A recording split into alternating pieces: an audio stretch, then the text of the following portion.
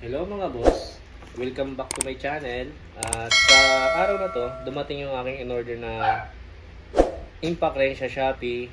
At ito yung gagamitin ko sa mga vlog ko kasi nakaraan nanghiram lang ako ng impact wrench. At samahan nyo yung i-review at tignan natin kung magandang klase ba tong nabili kong impact wrench. Tara, let's go!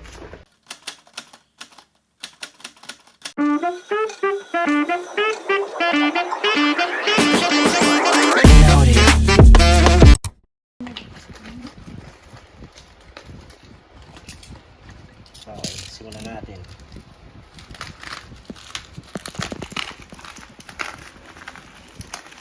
I-unboxing na natin itong binili natin sa Shopee.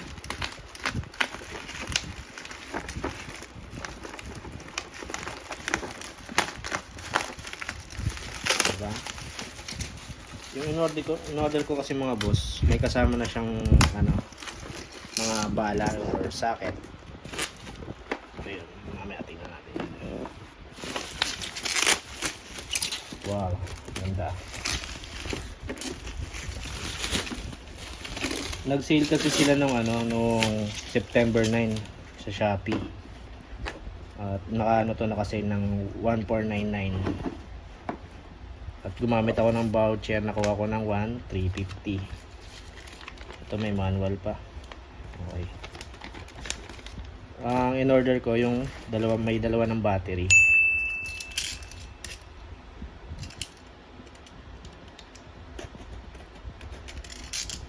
Tingnan nyo natin kung maganda yung battery.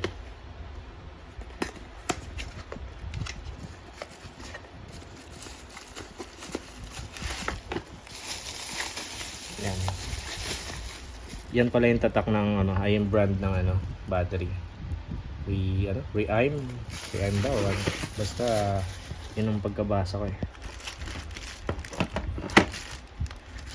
Ganito rin kasi yung hiniram ko nung nakaraan sa tropa ko. Ganito yung brand ng impact wrench at okay naman.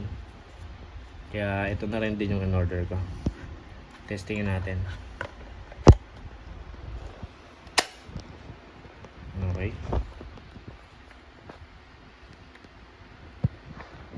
Ewan ko, may laman na to. Meron na, may laman na. May pala siya, ayun naka sa small. At may large din. Mamimili ka kung Pag sa large siguro, yung malalaking tornilyo, yung mga matitigas na talaga, yung malalaki. At ito yung sila niya, pagka ito, paigpit. Ang paigpit niya, yun naka-large yan. Continuous yung ikot niya pag sa large din. Ewan ko pag paluwag. Ito naman kabila.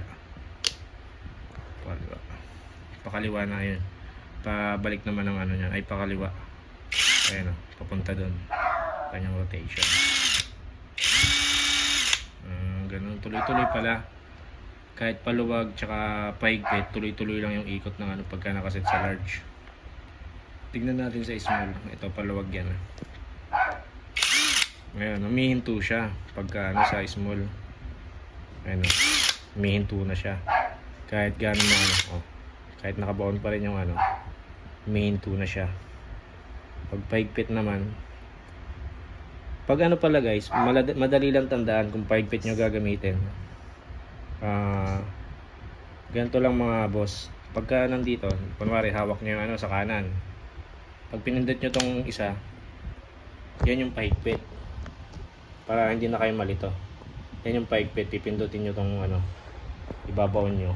Yan yung paigpit na rotation. Pag mag-igpit kayo ng tornilyo, yan. Kahit sa small din, sa small ay sa large pala, tuloy-tuloy nga lang.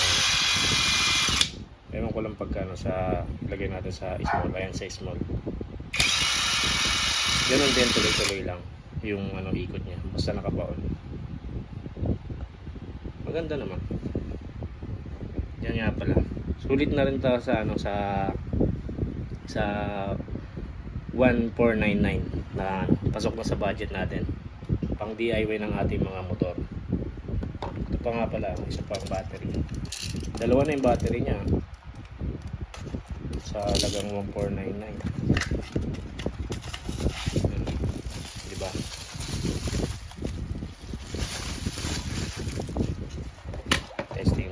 pareho may laman na yun. Testingin din natin isang battery. Meron yung laman. Testingin natin. Yan. Lagyan natin sa large. Sa luwag.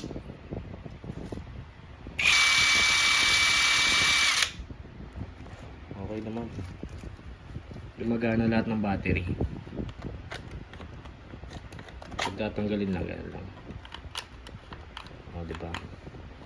Pag ibabalik nyo, ganyan lang. Pagtanggal, angat nyo. Tapos ito nga pala, mga boss. Ito pala yun. Kasama na yung charger ng mga battery. Yan. Para kung malobat, charge na lang. Tsaka kasama na yan. Maganda na. Kasama na yung yung may toolbox na. Kagaya ng impact.